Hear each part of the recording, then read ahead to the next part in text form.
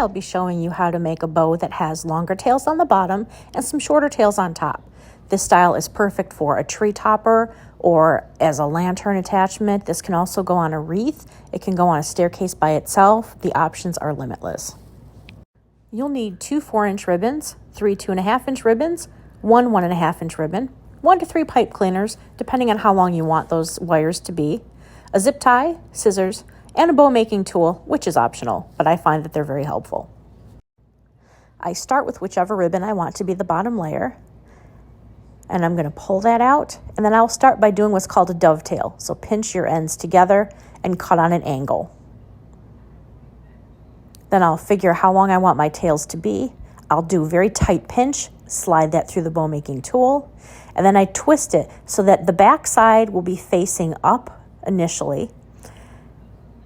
And then I pull the rest of that ribbon over and feed it through. Now this first loop here is 8 inches wide. I'll do the same on the other side. I pinch and twist. Pinch and twist is key, right? And then I'll loop that through and make sure that that width comes out to 8 inches on that side, which it does. And then I'll pull the rest of the material out. Make sure that the tails makes the same length, and then I'll trim that. Sorry, that's off camera. And then I will dovetail that as well. See the wired edges come together, cut on an angle. Very easy. All right, so this is now the base layer of our ribbon. It's going to be nice and wide, and I like to use a stiffer ribbon that helps keep it shape. So now I go with the second 4-inch ribbon. I'm going to layer that on top after I do this dovetail. Measure the length of this to be just about 1 inch or so shorter than the bottom layer. And I'll push that through. I'll do my pinch and twist. You see there the back side's facing up. I'll pull out the ribbon, and then I will feed that through the little prongs of the bow making tool. I love the tool because it holds it for me and it helps my hands. These loops are going to come in at 7.5 inches, so it comes in at about 1/2 inch further than what it did on the bottom layer. You never want to hide your loops. You always want to, each layer comes in a little bit more. Now this one isn't going to be a long tail. Tail is going to come out the top. So you see the one tail goes down to the bottom. And then this one I'm cutting at probably about 9 inches. Give myself a little room I want to dovetail the top of this. And instead of going down, this one's going to come up, so it almost makes the shape of a cross. This will help give the bow some height. It helps for balance, and it helps also if you're putting it on an item. It helps fill in some of those holes and gaps, and it makes everything kind of cascade over the top, like if it's at the top of a wreath. It looks very nice that way. Now I'm going to take my 2.5-inch ribbon, dovetail that one, and again, measure out for the length, about 1 inch less than what the previous one was. I'll loop this through. So this one is probably going to come in at 7 to 6.5 inches on the loops. And I'm only doing 2 loops again on this one. Trim that off a little bit past where that bottom loop was so that I can dovetail it. You don't want these dovetails to stick out too much further than your loop, but it can stick out a little bit. And now see here, oops, I messed it up. Watch what I do. I fix it, yay. So when you do it like this, everything should be at a diagonal. You see how the bottom long tail then is kind of at a diagonal to that top tail? And then the same with the loops. Now I'm going to do this with the next 2.5-inch ribbon. Put that one through, measure a little shorter. Pinch and twist, that is such the key. This one will come in about 1/2 inch previous to the other loops.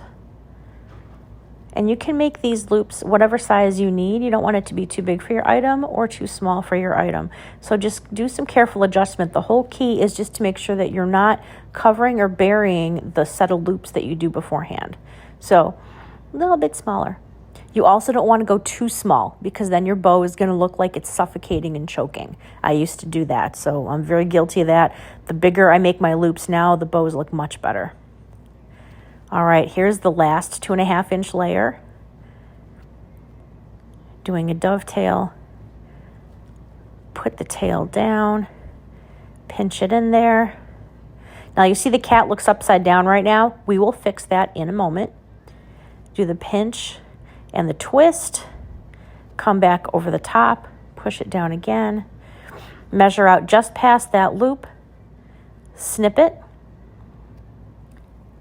edge to edge, cut your dovetail, and then make sure that everything is at a diagonal. Now, I'm taking that loop and I'm twisting it, right? I'm pinching and twisting that loop, so then that way the cats are facing up. So when you're working with directional ribbon, you always want to make sure that everything looks like it's facing up. You might have to do a little bit more work, but it is worth the effort to do that. Okay, fluff out those tops. You see, it's filling out the top of this bow really nicely. I think that's the key, is making sure that you've got tails coming out the top. You don't always have to have too many loops up at the top. Now this is the 1.5 inch ribbon. This will be the last layer. I cut it a dovetail. Put that one in. And again, do not go too short on your 1.5 inch loops in the center. Otherwise it's gonna look like it's choking. So I think the smallest I go now is 4.5 inches on those. Cut my dovetail. Okay, and that is the last layer of ribbon. Now you'll see what I do is I'm going to grab some chenille stems and a zip tie, and this is going to help everything pop the way that you attach this. So I'm going to take 2 pipe cleaners and I'm going to wind them together because I want this to be longer in case someone's attaching this item to something that's long. You can only use one if you know it's going to be something small attached to, but if you're attaching to a wreath, I recommend using 2 pipe cleaners. Now I squish it together, I push it down, and I make sure my hand's under the bottom layer, and I hold the whole thing together, and I pinch it really hard in my left hand. So I basically kind of think of it like a sandwich that you're trying to keep together. I put the chenille stem at the very back under my finger and put the zip tie around the front. I tuck that zip tie under my thumb as I bring it around the back. And I pull it through. Now kind of pull it, make sure everything looks like it's nice and good, and then you can give it the big final yank.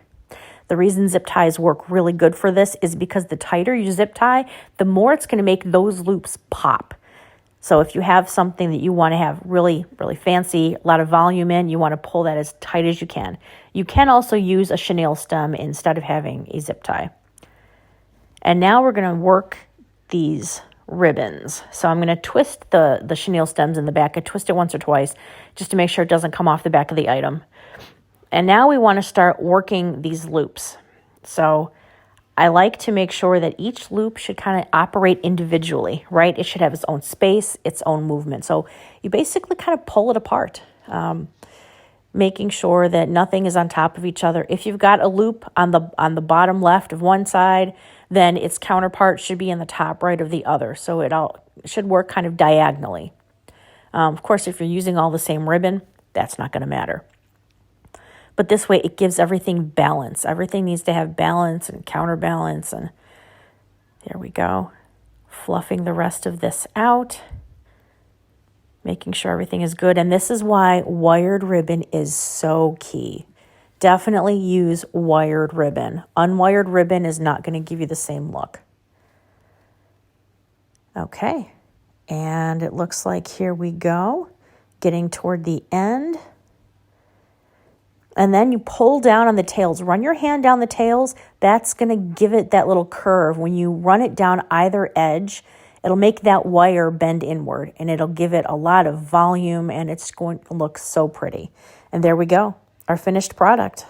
Thank you so much for watching today. I appreciate it. If you could give me a follow, that would be fantastic. Thanks so much. Happy crafting.